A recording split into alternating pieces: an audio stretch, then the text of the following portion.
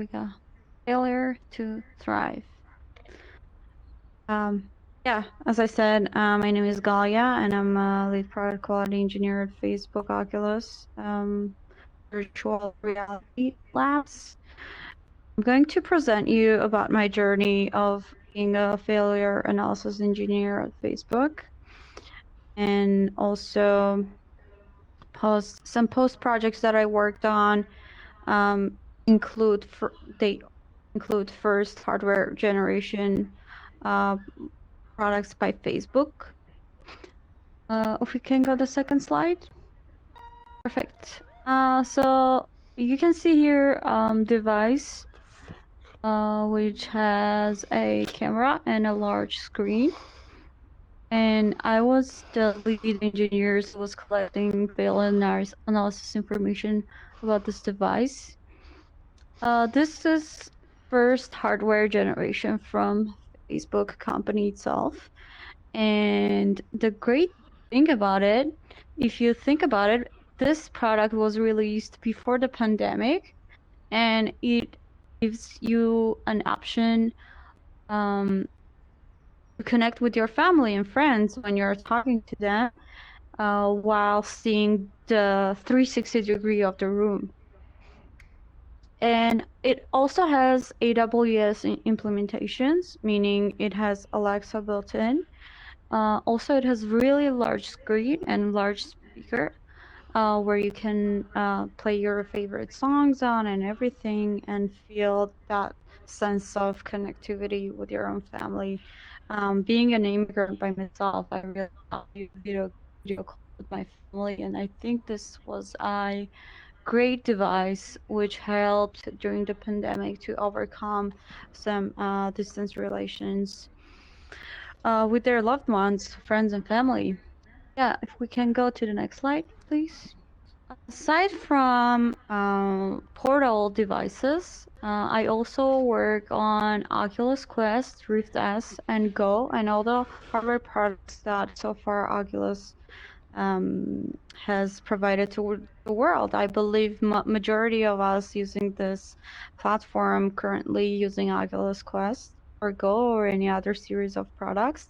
And Facebook itself had a mission to develop a VR hardware, which will be accessible for the variety of people and cost effective if we compare to other releases that Sony or HTC had.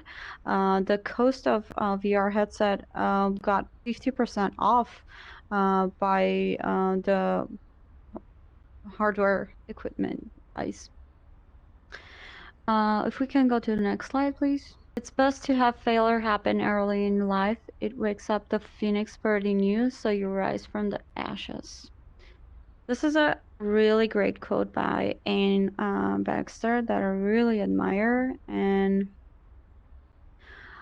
this is basically the journey about how you begin, how you actually realize that you failed and you want to correct yourself. If we can go to the next one. This is where all the fun begins. So as you can think about so far these 3 slides, during my journey through the projects, I also had a chance to work on some prototyping, meaning where the products are not released yet, but they are in early stages of development.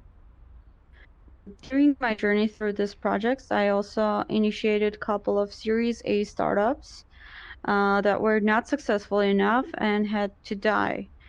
So I'm going to dedicate the next 10 minutes to the aspect of how actually failures happen and how those occur and how to avoid them.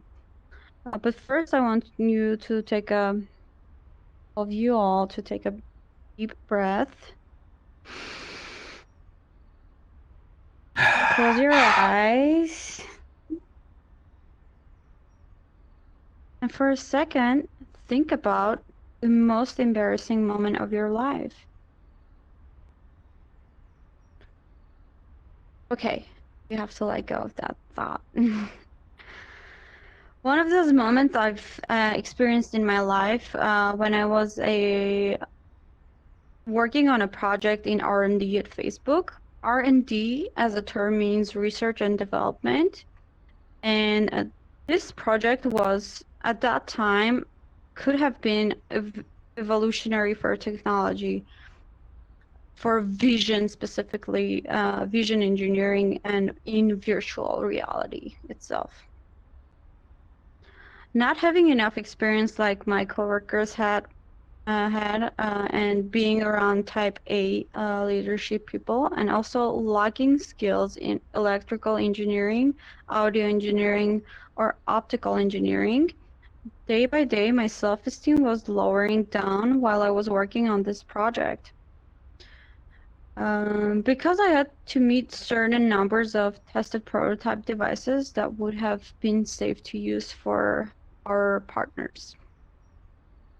Well, I was desperate enough to the point when one of my male colleagues literally told me that he doesn't think that I can go through this project and succeed in it. During that project, broke a couple of displays, main boards, and had only limited editions that were only limited editions and only designs for that specific project. So Zen at work means you have to be laser focused on everything that you do at work. Work on your mindfulness, be very open, put 100% of your heart to the work that you do, even though you don't really like what you do. After months of practicing meditation and mindfulness, I really felt that I'm much more present. I'm really present in what I'm doing. I'm really present with everyone around me, and I'm not thinking what I'm literally don't have those thoughts. What I'm gonna do next? Am I gonna get fired? Is my boss happy with me or not? And that is a function of being sufficiently recharged. Since then, I'm also an advocate of meditation and mindfulness, speaking of the benefits of their practice in a busy career-driven life. I've completed that project with a great success, developed my career achievements gradually, step by step, and also from jiu-jitsu and karate and iaido, which over here in my picture you can see the sword. I learned that through discipline work over time, there is a transformation and success. Just as I developed my martial arts mastery rank by rank, I developed my career step by step, and accomplishment by accomplishment. In conclusion, I want to say that to build up or pull down your reputation with yourself, with everything you do or fail to do, the good news is that you feel better about yourself whenever you push yourself to do your best. You increase your own self-esteem whenever you go beyond where the average person would normally quit. Sportsmanship mistakes mean injury or death. As I told you earlier, I had projects that were really stressful, and till this day, I'm experiencing some level of stress at work. I had a really deep wound, and I injured myself by stressing out too much and being less mindful about the work that I do. But after gaining practice, charging my mindfulness, being present, focusing on my work, doing my time management properly, I'm able to succeed in day-to-day basis. And in general, currently I have offers from other Fortune 500 companies. Saying this, I want to encourage you to share all your failures, to share your vulnerability, because there is a great strength in vulnerability. I guess that's it. I'm currently open to hear your questions. Thank you for listening to me, and this was a great experience. Thank you, Bacha and HRP, for organizing this. Thanks for your talk. So, yes, the main message that you have is just to help mitigate stress. You've been practicing kind of meditation and mindfulness and this kind of Zen-like focus on the specific topic at hand, which is more of a mindfulness approach towards kind of engaging. Um, is that the main message for the talk? Thank you. That's the majority of the message, yes. Also, to be vulnerable and be emotionally tuned with your stress, even, is really important. So, my message will be to be attuned more with your own self and with your own emotions, and be vulnerable, to be even like to be open to talk to your peers about it, and that will be more helpful and more healthier way of dealing with things. Yeah, thanks for the question. That's a great question. I wanted to ask, as I understood, Galya is experienced from Armenia, and she's coming from Armenia, and now she's in the United States. So I was wondering what's the how it's easier or difficult to fail in Armenia or in the United States in for-profit Hmm. sphere. I mean, business field. Sorry, what was your name again? My name is Armen. I'm from Friedrich Foundation. Hi, Armin. So Armin's question was, he's from Armenia, and I'm Armenian by myself, and his question was, are the are your fuck ups in general, are your failures feel greater when you are in your own country or when you're immigrating to somewhere else? Did I get it right? Uh, it's a good a good kind of question to answer to, because yeah, but I also was asking about, is it easier to up in Armenia or in the United States, like from your own experience in Is the it business? easier, Yeah, business wise? yeah, exactly. Um, is it easier to create Okay. a business, you mean? I suppose now you can hear me properly because Vache Yes. provided me. Yeah. Mhm. Yeah. The question you said, like, I would like to listen to the answer to that too, but also I was asking whether it's easier to be fucked up in business in Armenia or in the. Hmm. There is a stereotype around a lot of people that they think Armenians are great bargains, meaning they're great salespeople and they can pitch whatever they want you to. And usually they are not trustworthy, some of them in business cases. To answer your question, I cannot give you an answer to that question, honestly, because it's really stereotypical. I had very great business partners that are in Armenia, and I had really terrible business partners that are in the United States and from America.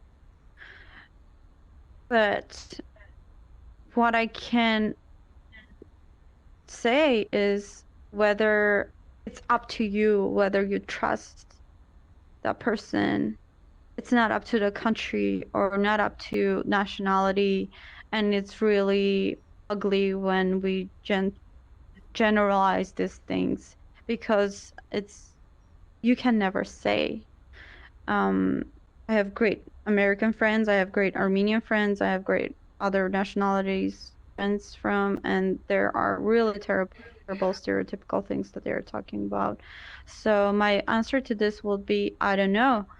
It's up to who you trust, what your heart tells you to trust to, and what your gut tells you to trust to.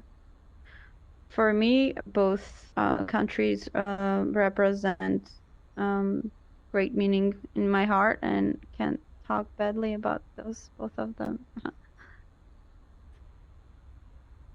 Thank you for your question. Hi, earlier you mentioned sometimes you have to work hard at things that you don't want to do, and I assume you come by that a lot. What makes it worthwhile to you in the end to do things you don't want to do?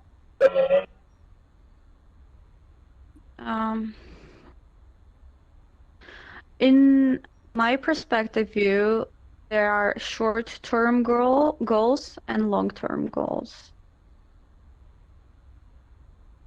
And when things that there are really things on a day-to-day basis that I feel resistance towards too, like my boss can come and say, hey, can you do this? Or my colleague can come, can you do this for me, please? And there are days that I really don't want to like push myself up and go beyond that scope that I have. And I have resistance towards those tasks, resistance learning something that I really don't want to learn. But what makes me go beyond that state of mind is compassion first, and second, my long-term picture, what I want to achieve by doing this. Like what, and I'm analyzing, okay, if I don't want to do this, why am I not, why don't, like there is a 5 whys implementation that you can use, like why this, why this, why this, why this, and at the end, actually 5 whys is the great way of finding out your own failures, when you ask, oh, why is this failing, why I don't want to do this, why I do want to do this, and at the end you will come to the foundational statement for yourself. That's what it's helping me to go beyond the things that I don't want to do. Thank you. It's a great question. Thank you. Yeah, Thanks good again. to get your perspective on it. Thank you. Thank you. Basically, fuck-ups can be more transient if you learn to focus narrow-mindedly. I feel sometimes it's better to be narrow-minded, block out rubbish, bad karma, um, and just have concentration powers and intuition, pure intuition, and you can basically you're impregnable and overcome any force, because the dark forces obviously are the ones trying to eliminate your consciousness, and your consciousness really needs intuitiveness to do absolutely anything really. Knowing the right words to choose. But what the famous do, they never get anything wrong on screen, and their consciousness is so concentrated on being narrow-minded, only what they're supposed to think, and concentration, and that's what makes a success to me, I think. And I need to put 100% into hearing people, listening more. That's my biggest lack of concentration. So I need to cut the bad karma and enjoy 100% concentration. But it's still out of my grasp. It's like something in the future that I'll be able um, to attain, because at the moment life is a bit drab, depressing. So I still need that uplifting, but I'm afraid that's going to be. I've tried so many times that it's just going to be in the future for me, because I don't have to be a success at anything at the moment except just my personality. Do you find that credible, Karen? I Um, agree when you say, yeah, when you put a job in front of you, you have to put 100% into it, and that will take away the exactly. drabness and the brightness of the whole experience. Thank you, Shell, That's for what I've sharing learned. all this. Um, Thank you. am I great? Am I hearing you right? Because I had some difficulty hearing your voice from the mic. So we'll reiterate whatever you said. You said you have some difficulty focusing and learning. Did I heard it right? I have difficulty concentrating on TV, wording, conversation. Like I'm always like side drifting to a kind of ESB Mm-hmm. perception instead. Mm-hmm. And there's nothing wrong with that. I've learned a lot. Mm-hmm. Psychology, I've learned philosophy that way. You know, like they say, meditation. Sometimes it's good to drift, and it's proportionate to how my life is, because there are not many people surrounding my life in my Mm-hmm. presence, and so I don't really need to um, concentrate and eliminate that process at the Mm-hmm. moment Yeah. because it's still a good process. Eliminating the bad karma, that's a whole bad thing that Yeah. just can't be dealt with. It's like a reward for suffering. But I still get to learn the psychology of imbeciles, which is the most important aspect of life for me. Mhm. Um, One thing I can tell you is, thank you, first of all, for sharing this. This is really brave of you. Having a attention deficit disorder is um 21st century one of the illnesses that our society is experiencing, and I'm really grateful that you shared that. And one thing I can tell from my experience, meditation highly increased my ability to be focused on my really, like I shared in the prototyping phase when I had my biggest failures.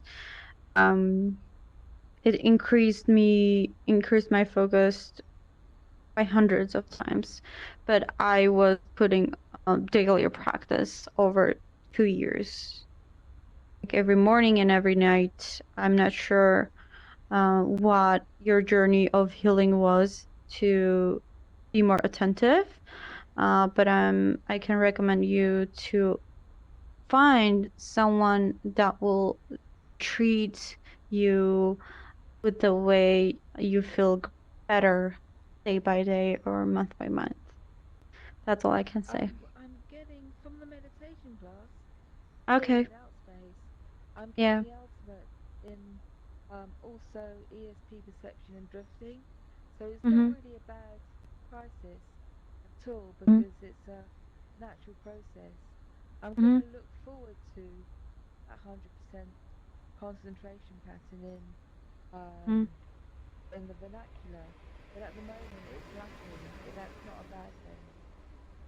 Yeah. And in the Great. job, I'm too. I have chronic fatigue. I take Mm-hmm. medication. So if I gave 100% to a job, my Mm-hmm. next boss would say, "Oh, you're capable," when I'm not, and he's not one to let go. So just for having people around him that he likes. Mm-hmm. So that's also the case. Like sometimes at the moment, I'm not supposed to give 100% because that will give the people the impression that I'm capable. I've got the willpower and the determination when I haven't. I've got other interests that interest me more. And Your 100% shouldn't be, you know what is your 100%, mm, and that yeah, is exactly. enough. You know what I mean? You Yeah, have to keep it in your mind that you are always enough. Thank you much, and Okay. hierarchy, for hosting this beautiful event.